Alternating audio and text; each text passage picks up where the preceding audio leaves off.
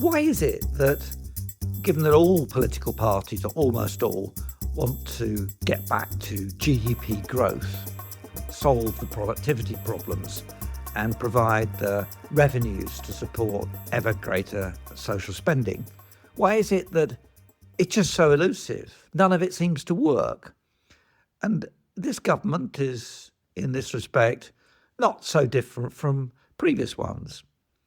They think that building lots of wind turbines and, in addition, building 1.5 million houses is somehow going to be growth and spark the renaissance of the British economy, and this is going to lead to being the fastest growing economy amongst the G7. Other times they pick regulation.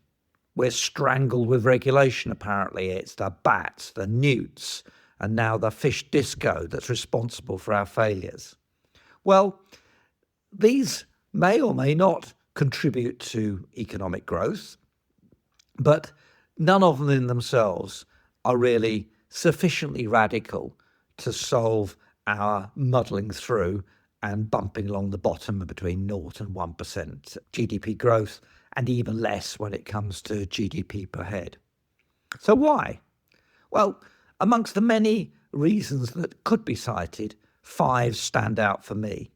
And they're not the 5 that stand out for this government or its predecessor.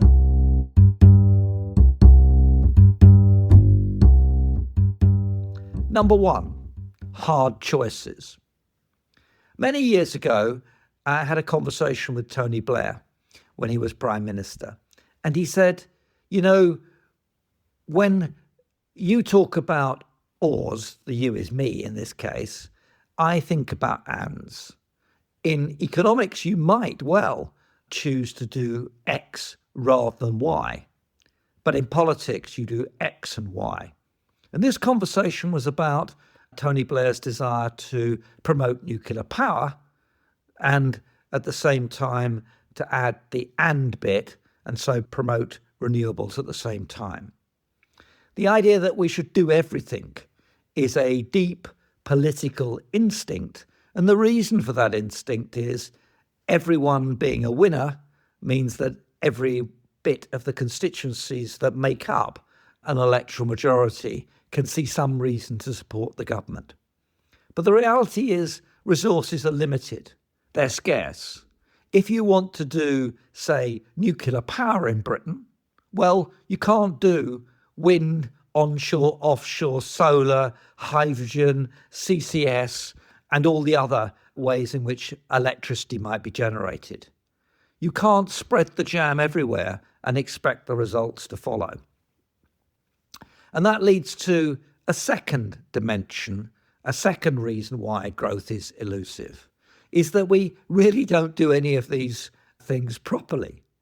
By spreading the jam so thin, we don't have serious investment programs. We don't have serious industrial strategies.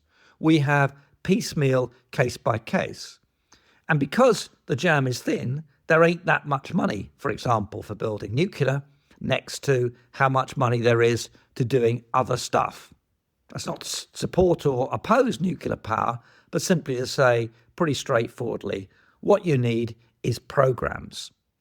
And particularly when it comes to infrastructure. It doesn't make much sense to build one nuclear power station and see if it works, and then build 2 small SMRs and see if that jump-starts a new nuclear renaissance. No, you can build 30 at one time, as they are in China at the moment, 52 as part of a program that France rolled out, Japan, similarly, South Korea, or don't bother, because these sorts of investments require whole supply chains. They need skills, they need workers, they need replication, they need factories, they need the research base, and so on and so forth.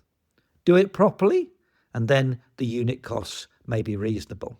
Do it like we do in the UK, well, you end up with the most expensive nuclear power stations probably in the world.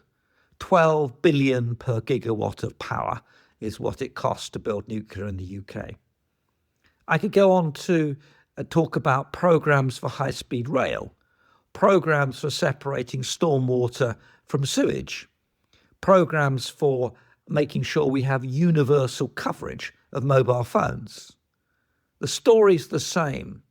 Do it properly, do it as a program, do it as a medium-term investment, and make sure that when you do that, you have faced up to the and/or problem and made choices as to what you want to do.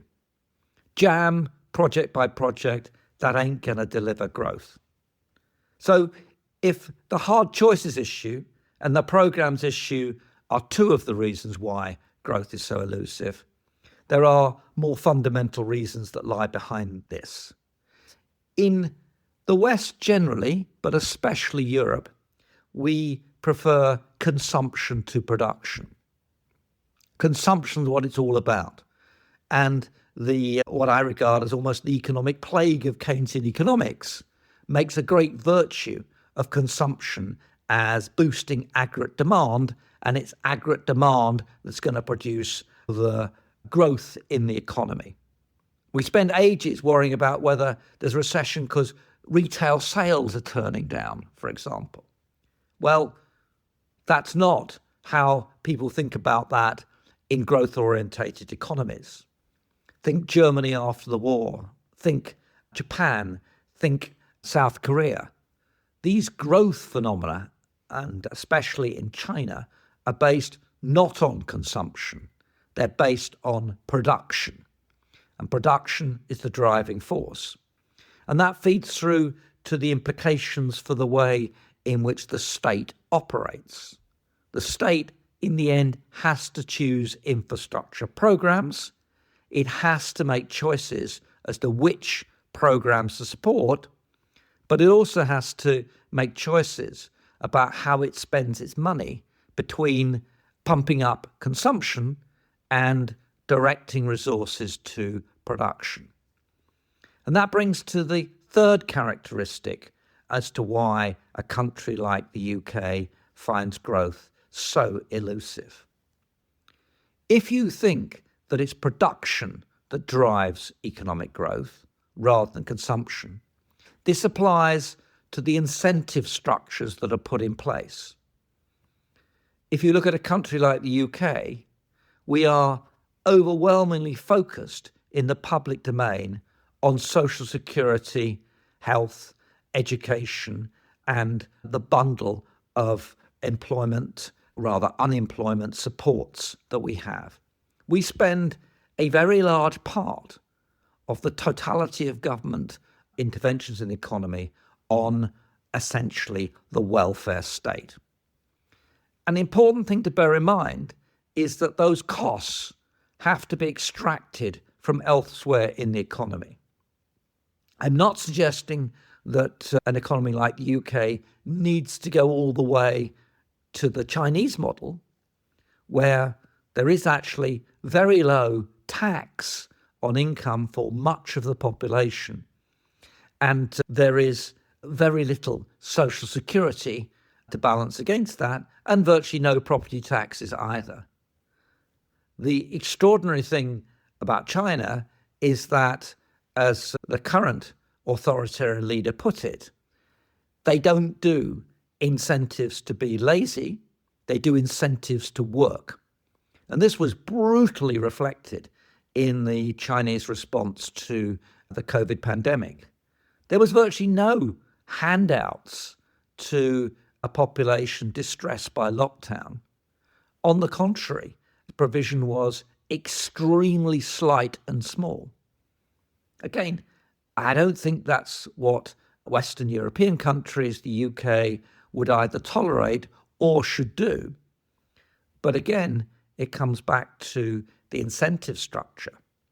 If you make it easier for people to handle the slings and arrows of ordinary life, if you make it much easier for people with stress to opt out of the workforce, then there are consequences of that, and those consequences need to be addressed.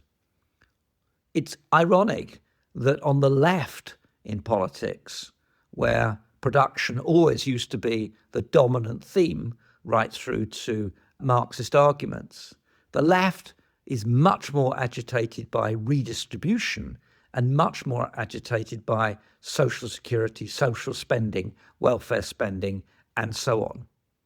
And that is ironic because that's not the kind of progressive developing state that you can envisage being supported by the manufacturing base and the workers within those sectors, and so on and so forth. Again, I'm not advocating that we reduce social spending substantially, though there are very good reasons for making it much more efficient than it currently is. But there's a choice. If you want to do this, you really do have to have high taxes. And in the UK, amongst the highest now in Europe, even comparative to the Scandinavian countries. It's not a way to promote economic growth. Raising national insurance for employers, raising tax generally for workers, increasing the cost of capital, borrowing for spending, which gets relabeled as investment when it isn't. All of these things are not great contributions to promoting economic growth. And that brings us to the fourth reason for elusive growth. After hard choices, the ands and the ors, production, not consumption, and work and incentives rather than an overwhelming focus on social spending and redistribution. And that final one is about savings and the sources of the funds for production and supporting the base of GDP output. We in the UK not only like to spend rather than produce, we like social security rather than support for industrial strategy. We like to do one at a time when it comes to major investments like nuclear rather than programs. But we like to rely overwhelmingly on foreigners. And that's quite extraordinary in the British case. Almost all the finance that flows in for example, the net zero program is foreign. The supply chains are foreign. And we kid ourselves that, oh, well, we've got the City of London and we've got lots of lawyers and services will somehow pay for this. No, they won't. We run a balance of payments current account deficit. We import more than we export. And then we get foreigners to lend us the money to pay for it. And when it comes to almost all the energy intensive industries, well, with some of the highest electricity prices in the developed world, we have been closing those down really quite quickly, but hey, we import them instead. The supply chains are really stretched. Now, instead of that, what the great economic miracles of the post-war period tell us, Germany, Japan, China, South Korea, Taiwan, etc., is that growth spurts have been based on domestic savings ratios which are incomprehensible to the UK. 50% at times in China, 30% in Japan. And then the state ensured that the financial system was not there as a massive engagement in second-hand shares and speculation. It was there for the primary purpose of channeling those savings into investment. We don't do that anymore. We rely on the kindness of strangers. So what to conclude? Well, it's perfectly possible to have higher economic growth. It's perfectly possible to put the UK back together, if you like, but not by simply picking the odd sector here and there and doing a bit here and a bit in there. We have to have a fundamental reorientation of the economy, and at the heart of that is to take production seriously. And I mean that not just in the physical production, but the intangibles, intellectual capital, etc. To take it seriously and reconstruct how we go about it. That's a big ask, and I do doubt we're going to actually rise to those challenges, but we shouldn't fail because we haven't thought through what's required. Thank you.